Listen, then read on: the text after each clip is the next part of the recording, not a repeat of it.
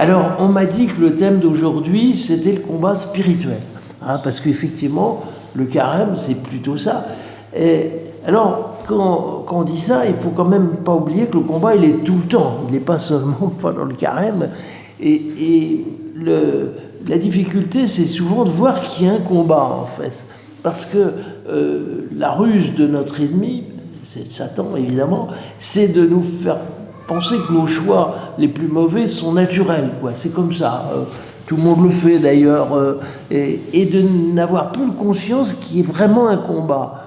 Et il me semble que là commence le premier élément, c'est de savoir qu'on a un ennemi qui nous en veut, qui veut pas tellement nous faire des bêtises, mais bien plus nous donner le dégoût des choses bonnes, qui nous enlève l'appétit du bien, et qui fait ça le plus, c'est ça, enfin, de façon de moins perceptible possible, c'est-à-dire en profitant de l'habitude, en profitant de tout le monde le fait, donc il faut continuer à le faire, de ne pas nous rendre compte qu'en fait on fait un choix.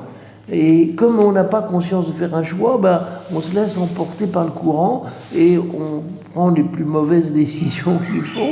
Mais ça, pareil, comme dit beaucoup de gens, c'est plus fort que moi. Le combat spirituel, effectivement, il est de tout temps.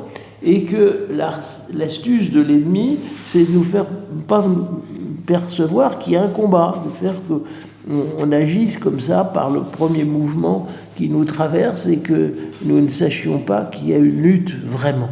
Or, le carême va nous donner cette occasion-là, d'abord parce qu'on nous redit que le fait c'est un moment de combat, et puis on est plus attentif peut-être à notre comportement, et donc nous voyons qu'effectivement on fait des choix, même si souvent ils sont à moitié faits, il y a quand même des choix. Est-ce que je vais me lever à telle heure? Est-ce que je vais manger ça? Est-ce que je vais répondre à telle invitation? Est-ce que je vais m'occuper de telle personne? Enfin, tout ça c'est des choix, mais que souvent nous occultons parce que nous ne les voyons plus comme une occasion soit d'aimer, soit de ne pas aimer. Parce que derrière ça, c'est exactement ça la question. Est-ce que nous faisons passer l'amour avant le reste, ou est-ce qu'on fait comme on se sent porté à le faire naturellement? Donc, ce choix qui est bien plus fréquent qu'on ne le pense, quand on voit les saints qui s'accusaient de tous les péchés du monde, on se dit, oh, ils exagèrent un peu, on croirait qu'ils sont des grands pécheurs, qu'ils font des choses abominables, alors qu'ils ont leur couvent, ils vivent pieusement, etc. Mais en réalité, ils avaient sans doute plus conscience que nous qu'ils avaient des seuils à franchir, des occasions pour lesquelles ils pouvaient donner le meilleur d'eux-mêmes et que parfois, ils ne l'avaient pas fait. Donc, le fait de percevoir des choix là où on ne voit généralement que des habitudes, c'est le premier fruit du carême. Je prends appui sur un passage d'un psaume, j'ai repéré mes ennemis. C'est déjà beaucoup de repérer ses ennemis. Parce que tant qu'on ne les repère pas, on se laisse savoir par traîtrise et ils se décamouflent, et nous ne les voyons pas. Et dans le Cantique des Cantiques, la bien-aimée dit j'ai vu les renards qui viennent piller nos moissons. Eh bien, c'est une autre manière de dire, mais c'est la même chose. Il y a des renards qui viennent piller notre richesse spirituelle, qui viennent l'enlever par petits bouts, au point qu'on s'en rend à peine compte et qu'on passe à côté. Alors donc voilà, première chose, être conscient qu'il y a un combat, et plus de combat même que nous ne le pensons, et que les choses ne sont pas si enclenchées les unes dans les autres que nous le croyons. Voilà, je suis habitué effectivement à me lever à telle heure, mais je pourrais mettre mon réveil éventuellement un petit peu plus tôt pendant le carême pour prier davantage, par exemple. Eh bien, ce choix, je dois le faire, je me sens appelé à le faire, eh bien, il faut que je le fasse, et ça ne sera pas facile, parce qu'il va falloir bousculer les habitudes, il va falloir faire un petit effort supplémentaire pour répondre à l'invitation du réveil le matin, et pas l'écraser d'un coup de poing vengeur. Et voilà. Donc, ce combat spirituel, d'abord, il doit être fait dans la conscience qu'on le fait pour le Christ. C'est pas par effort, par goût de l'effort, par goût ou même par masochisme à la limite que nous le faisons. C'est parce que nous pensons qu'il y a un bien. Et il faut toujours que ça soit fait avec la conscience qu'il y a un bien. Ne faisons pas les choses simplement parce qu'on l'a décidé, parce qu'on l'a marqué sur un papier, alors on le fait, ou parce que quelqu'un nous en a parlé, alors on a décidé de le faire. Il faut que derrière, il y ait la perception, peut-être pas à chaque fois et en plénitude, mais enfin quand même, que nous le faisons pour le Christ, que c'est un choix d'amour que nous faisons pour lui, et que nous pensons que c'est assez important pour qu'on risque quelque chose de notre tranquillité, de notre facilité, de notre habitude.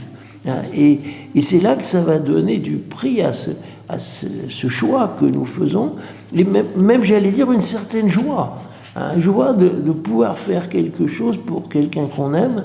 C'est, même si c'est pas forcément très facile sur le moment, eh bien c'est source de joie. Je m'avais raconté l'histoire de quelqu'un qui était dans une ville de province où il était venu avec sa femme pour je ne sais quoi, et d'un seul coup elle a eu de l'asthme, enfin elle a eu un problème de respiration, et il a cherché un médicament, et il a fait le tour de tous les pharmaciens de la ville, et ne trouvait pas ce qu'il fallait, quoi. Et il s'est dit, je vais aller jusqu'au bout, je vais aller, visage voisin, pied, tant pis, je vais y aller pour trouver. Et il l'a trouvé. Il était tout heureux, évidemment. Il avait passé 1 heure à ça, mais c'était heureux. Il l'avait fait pour quelqu'un. Il n'avait pas fait pour dire, je m'impose ça par stoïcisme, ou parce que ça me plaît comme ça, mais bien parce que il y avait derrière un visage, un regard, quelqu'un pour qui il faisait ça. Alors nous, c'est pour le Christ. Il faut pouvoir dire, Seigneur, toutes ces choses-là, c'est pas pour augmenter ma force de volonté, ou par un désir de contrarier mes élans naturels, mais c'est parce que je veux le faire pour toi. Et donc ce combat, il est tout éclairé, il est tout illuminé. Et le tout, c'est ensuite de le reprendre, parce que très souvent, ce que fait le démon, c'est d'essayer de nous décourager, ça extrêmement, et généralement nous montrer la vanité de nos efforts. On a pris une résolution, et paf, tout de suite, circonstance, par exemple, on a dit je répondrai doucement à telle personne, et puis on vient à peine de prendre cette résolution, on la rencontre de façon inattendue, et c'est reparti comme en 14. Et on dit des choses désagréables au lieu d'avoir une réponse douce. Donc, il faut toujours s'attendre à ce que la surprise soit une surprise, c'est-à-dire quelque chose qu'on n'a pas prévu. Ça suppose que nous soyons suffisamment dans la pensée de Dieu, enfin, penser à lui, à nous rappeler nos résolutions, vouloir faire ce que nous avons pensé important, pour que s'il y a un moment inattendu, et encore une fois, il sera probablement inattendu, où la tentation va se présenter et où il faudra répondre tout de suite dans le quart d'heure, et pas espérer que la fois prochaine ça ira mieux, mais je dois dire que souvent l'assaut est soudain, imprévu, et donc qu'il faut tourner à l'obnubilation, on ne va pas vivre dans la crainte, mais malgré tout d'avoir assez, en basse continue, notre amour du Seigneur, notre désir de lui plaire, pour que si une occasion se présente, on la prend.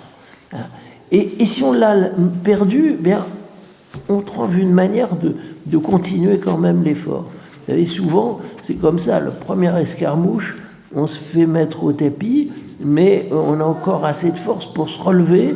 Et alors là, généralement, le démon, il commence à en avoir assez, et s'il voit qu'on se relève trop, il lâche la partie, au moins sur ce terrain, pendant quelque temps. Mais ça suppose qu'on ait un certain rebondissement possible, parce qu'au fond, ce qui nous arrive, c'est qu'on est souvent déçus. On se dit, j'avais pris cette résolution, je n'arrive pas à la tenir, je suis nul, je n'ai pas de volonté, je suis un pauvre type ou une pauvre fille. Eh bien, ça, c'est tout gagné pour l'ennemi. Il se dit, s'il est comme ça, eh bien, il ne fera plus d'efforts, parce qu'il dira, non, quand même, j'ai cru un moment, quand j'étais jeune, qu'on pouvait devenir un saint, mais maintenant, j'ai bien compris que ce n'est pas ça qui m'attend. Je vais essayer sur les très grosses choses de ne pas faire de bêtises, mais le reste, la perfection chrétienne, à d'autres. Moi, il y a peut-être des saints pour ça, qui ont des auréoles sur la tête pour faire ça, mais moi, je ne suis pas Sainte Thérèse d'Enfant Jésus, je ne suis pas Saint François d'Assise, donc je ne peux pas. Alors ça, c'est complètement idiot, hein, mais c'est quand même une idée qui nous traverse souvent, et souvent c'est notre amour-propre blessé qui, finalement, est la cause de notre faiblesse. C'est parce qu'on se dit, j'ai espéré, mais je ne suis pas arrivé, donc aucune importance sur ce qui est arrivé. Hein. Confessons-nous si jamais c'est occasion ça nous a fait faire un péché, mais surtout, rebondissons tout de suite. Disons-nous que, quelle que soit notre nullité, notre faiblesse, notre inconstance, c'est pas grave. À partir du moment où on décide d'aimer quand même, eh bien, on met en fuite l'ennemi. Donc, c'est ça qu'il faut avoir au fond du cœur, c'est cette capacité de repartir et de nous y remettre. Et je vous dis, à la fin, il se lassera.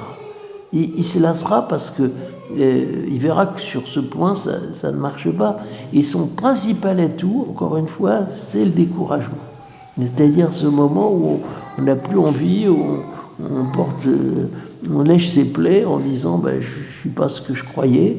Et qu'est-ce que nous en savons? Le Seigneur, avec le sable de la route, peut faire un fils d'Abraham.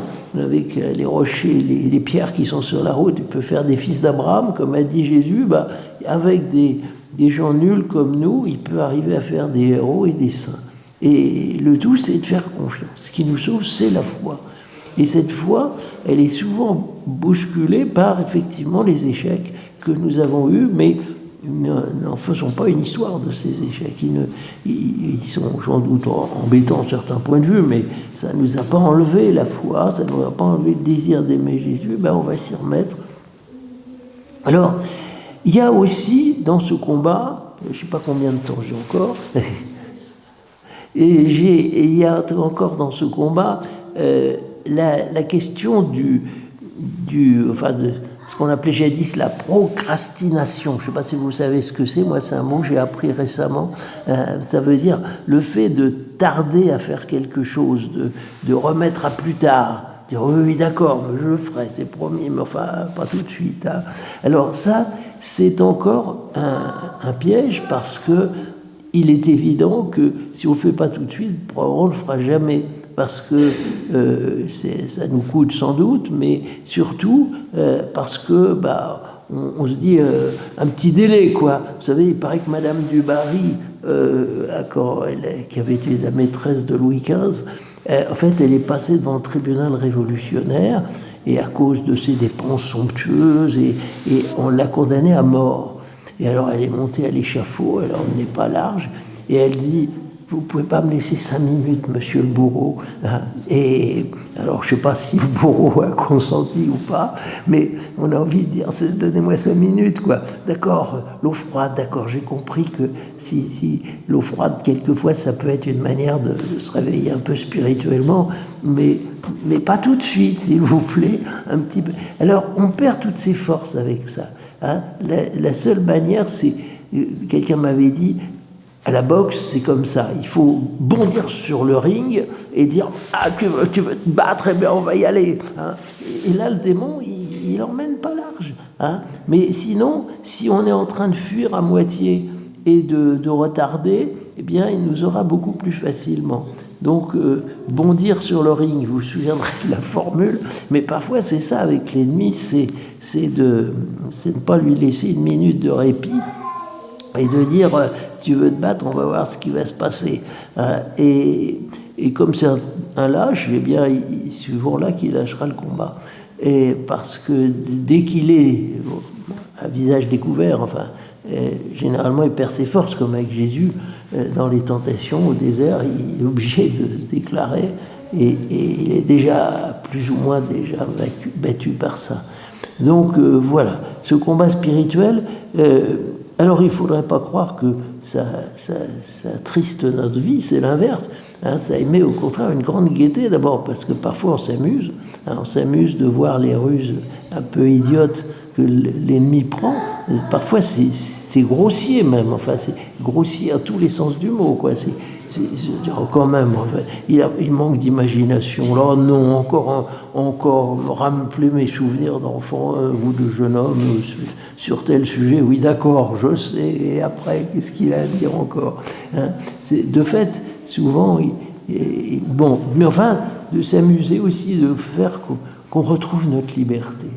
Parce que c'est ça à quoi il en veut, c'est-à-dire de ce fait qu'on soit libre. Et quand on découvre qu'au fond on n'est pas aussi formaté qu'on le croit, et ça, le carême est le grand moment où on découvre ça. On découvre, oui, d'accord, on a des habitudes, mais enfin, elles ne nous ligotent pas complètement quand même, heureusement. Mais ben oui, d'accord, moi j'aime bien mon petit croissant beurré le matin avec un peu de confiture de jus, mais je suis capable, s'il le faut, à vendredi ou un jour de carême, de m'en priver. Voilà, puis je serais très content de le retrouver à Pâques, hein, mais je ne suis pas mené par le bout du nez par toutes ces choses-là. Donc voilà, je pense que c'est loin d'être une chose triste et ennuyeuse, hein, c'est une manière de retrouver une espèce de joie profonde de notre liberté.